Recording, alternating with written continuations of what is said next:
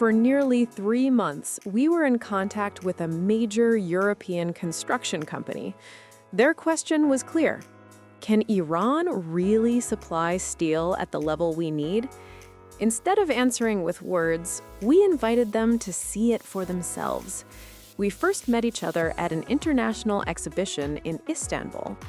After months of discussion and several meetings with Iranian companies, they chose to work with Samin Hadid because of our professionalism, transparency, and consistency.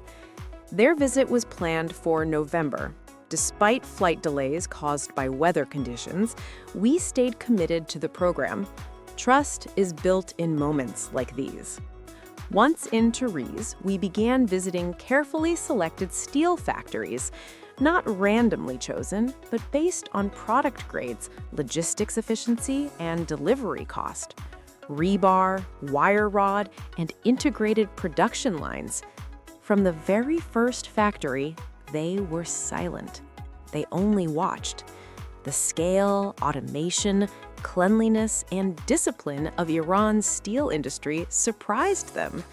We showed every step: production, quality control, laboratories, warehouses, and loading. Most of the time, the only reaction was, wow. We continued overnight to another factory near Tehran. More automation, higher precision, full transparency.